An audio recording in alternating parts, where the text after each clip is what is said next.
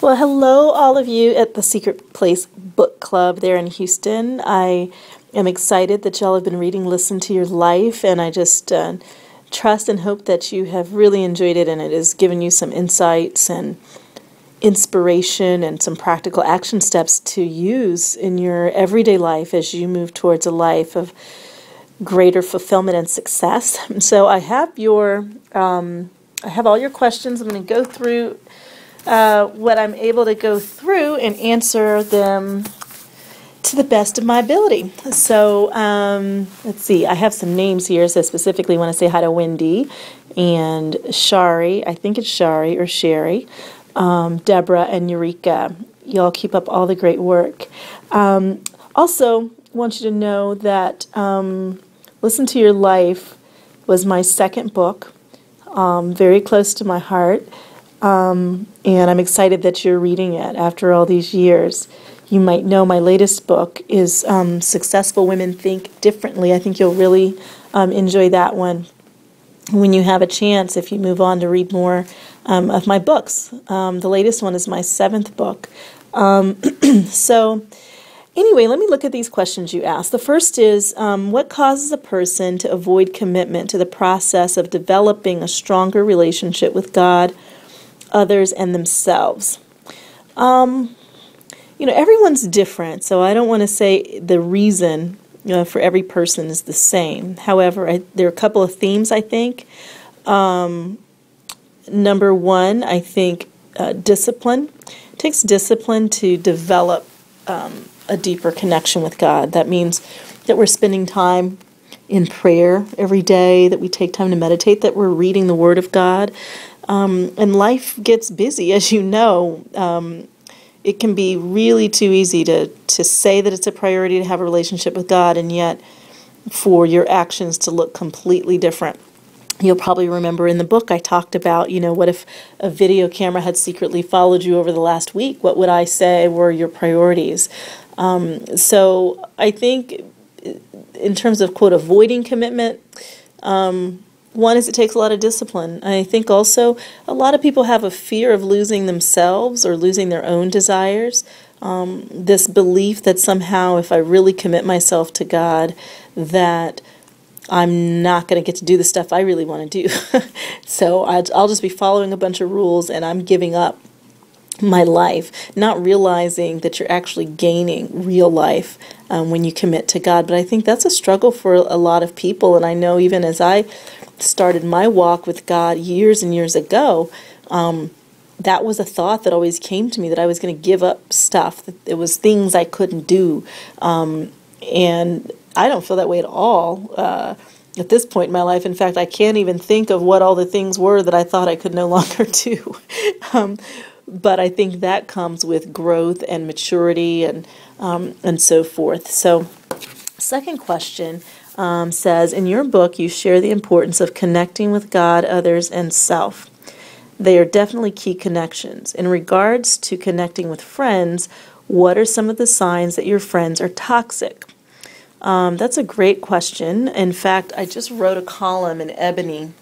I have a new column in Ebony, and I think it is in the August issue, August or July. So if you pick that up, I think you'll really enjoy it. But, it's kind of along the lines of, what do you do with toxic friendships? I think you either have to put your foot down, set boundaries, and change them, or you have to disconnect from those relationships.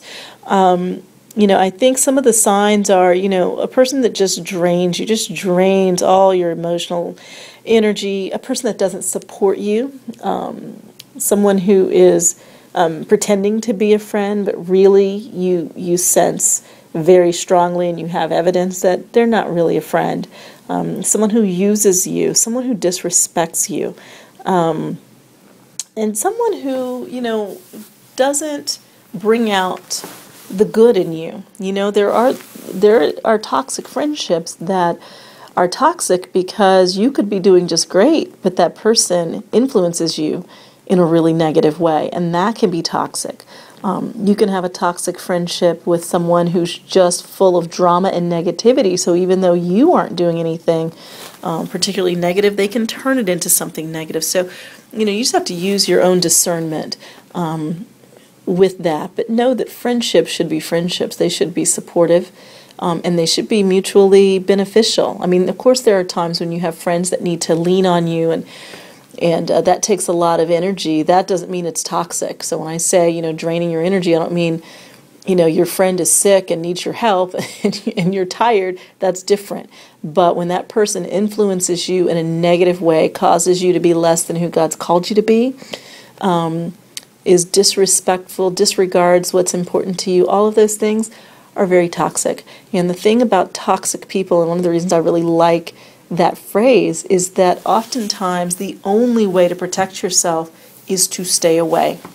If you were to walk into a toxic environment, even if you were covered head to toe in protective gear, if you had even the slightest leak, that would show up, and you would feel it.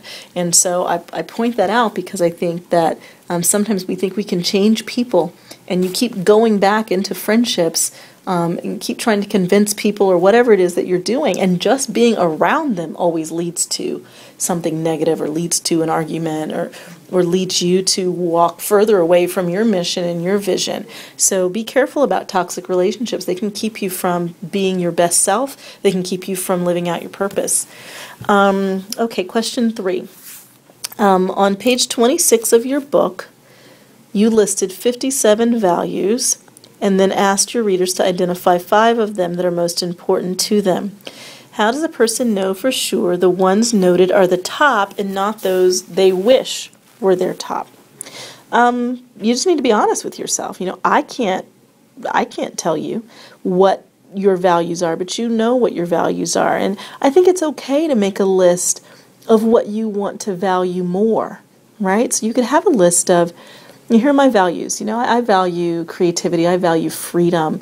I value beauty. Those are 3 of my top things that I value. So those show up in very obvious ways, right? When I bought my home, I wanted some peaceful environment in the back of my house. And so I'm in Atlanta, so I'm not on the beach, but I have some pretty trees and I can see the skyline from my living room. I could see it from my bedroom. I love that. That's beauty, right? We're about to move into a new office, and we just spent some time yesterday picking out the new colors, the paint colors. Very important to me. I'm very, very visual. So that value shows up in very simple ways in my life. I love fashion. I love jewelry. I love, necklaces. You always know